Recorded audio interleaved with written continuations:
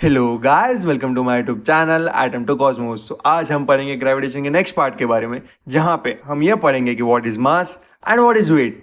क्या ये दोनों सेम चीज होती है या फिर अलग अलग? We never know, right? So the question is, do mass and weight refer to the same thing? क्या ये दोनों सेम होती है या अलग अलग? अगर सपोज आप एक वेट मशीन पे खड़े हो, ठीक है, और आप ये बोलो कि मेरा वेट 70 केजीज है, बट आपका फ्रेंड बोले कि नहीं, ये आपका वेट 70 केजीज नहीं है, ये तो आपका मास है।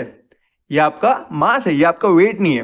क्यों? मतलब क्या हुआ एग्जैक्टली exactly? वेट तो हम लोग न्यूटन में मापते हैं और मास केजी, किलोग्राम। तो आपने यहाँ पे केजी क्यों बोला? बहुत सारे क्वेश्चन, बहुत सारे सवाल, ठीक है। तो हम इसकी शुरुआत बहुत छोटी चीज से करते हैं। To answering by answering this question, do mass and weight refer to the same thing? The answer for this is no. Mass and weight both are the different things. Okay, हम इन दोनों के बीच के डिफरेंस को पता लगाएंगे, जहां पे मास का मतलब होता है quantity of matter.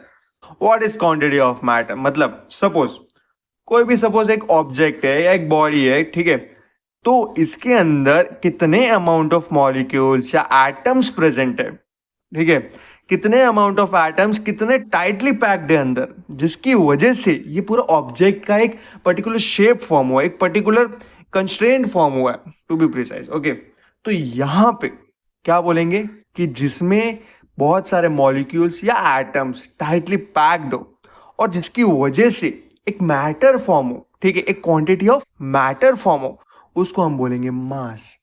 That's mass. Okay. So let's go through its points. What actually the mass is? Okay. It does not depend on g. What is g? Acceleration due to gravity. Right. It does not depend on acceleration due to gravity. The SI unit is kilogram kg. Okay. Always remains constant. अभी आपको एक पता होगा कि एक वो जो wait होता है, ठीक है, आप कभी सब्जी लेने जाते हो या फिर वहां पे आपने एक वेट देखा होगा, वहां पे कोई वेट होता है 500 ग्राम, कोई होता है 1 kg, कोई होता है 5 kg। तो ये क्या है? कांस्टेंट है, इसको हम चेंज नहीं कर सकते। चेंज करेंगे तो इसका ओवरऑल वेट भी चेंज हो जाएगा, but 5 kg is 5 kg, right? 5 kg is not equals to 400 grams या 4000 grams. No, 5 kg is 5 kg। Okay, always remains constant, can never be zero. It can never be zero. या तो 500 ग्राम होगा या तो 100 ग्राम होगा। 0 ग्राम कभी सुना है? एग्जिस्ट ही नहीं करता। Okay, it does not exist, it can never be zero. Mass क्या होता है? टाइटली पैक मॉलिक्यूल्स, जो जी पे डिपेंड नहीं करता है, जिसका ऐसा यूनिट के जी होता है, कांस्टेंट रहता है और नेवर बी जीरो। ओके, तो ये होता है हमारा मास। अभी वेट क्या होता है? What is weight? The force of attraction is known as weight. The force of attraction, जो अर्थ पे पता है आपको एक ग्रेविटी लगती है, ग्रेविटी जो अट्रैक्ट करती है, मतलब जो अगर ऑब्जेक्ट यहाँ पे प्रेजेंट है ऑन द इक्वेटर, तो कैसे ऐसे अट्रैक्ट करेगी, राइट? यहाँ पे पोल्स पे प्रेजेंट है तो ऐसे अट्रैक्ट करेगी, अट्रैक्ट करती है, राइट?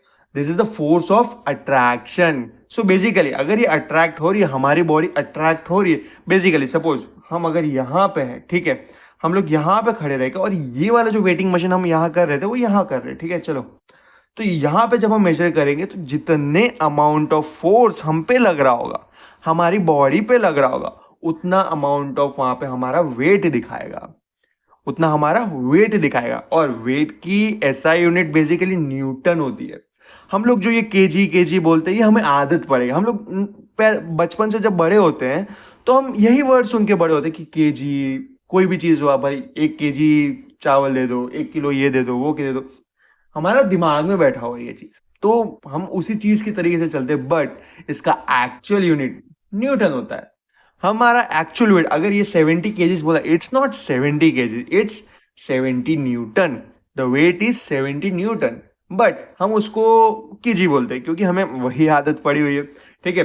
तो शुरुआत से हम उसी तरीके से बोलते हैं। So what is actually weight? The force of attraction is known as weight, depends on gravity. Of course यहाँ पे है तो ग्रेविटी तो एक्ट होगी ही, जिसकी वजह से हमारा वेट आएगा। Okay, so the SI unit is Newton. Again the SI unit is Newton, it's not KG. हम लोग केजी बोलते हैं, वो गलत है, इट्स नॉट एग्जैक्ट, बट हम वही तरीके से बड़े हुए तो हमें वही लगता है। Varies from place to place, of course varies from place to place. अभी अर्थ पे ग्रेविटी ज्यादा एक्ट होती है, ठीक है, ग्रेविटी स्ट्रांग है, तो हमारे यहाँ पे वेट ज्यादा होगा। अभी यही मैं मून पे चला जाऊं, ठीक है, ये मैं मून पे चला जाऊं तो मून पे तो 1/6 होता है, राइट, 1/6 ऑफ अर्थ वैल्यू, ठीक है, अर्थ की ग्रेविटी से 1/6 होती है। तो यहां पे मेरा वेट जो होगा, जो न्यूटन में हम काउंट करेंगे, वही वेट 1/6 होगा। अभी यहाँ पे 70 न्यूटन है, ठीक है, तो यहां पे मेरा वेट कितना होगा, 70 divide by 6, this will be my weight. तो varies from place to place, okay. Zero at the centre of the earth. अभी हम यहाँ पे पोल्स पे प्रेजेंट है या इक्वेटर पे प्रेजेंट है, तो जितना डिस्टेंस ज्यादा उतना वेट ज्यादा, और जितना हम सेंटर की तरफ जाते जाएंगे उतना हमारा क्या होगा, वेट कम होता जाएगा। क्यों? क्योंकि फोर्स ऑफ अट्रैक्शन कम होता जाएगा। Basically it's nothing, W equals to mg। Weight जो होता है mass into acceleration due to gravity. इसको हम फोर्स भी ले सकते हैं, F equals to ma, a को g ले लिया भाई, एक्सलरेशन है, ये एक्सलरेशन ड्यू टू ग्रेविटी है, ओके।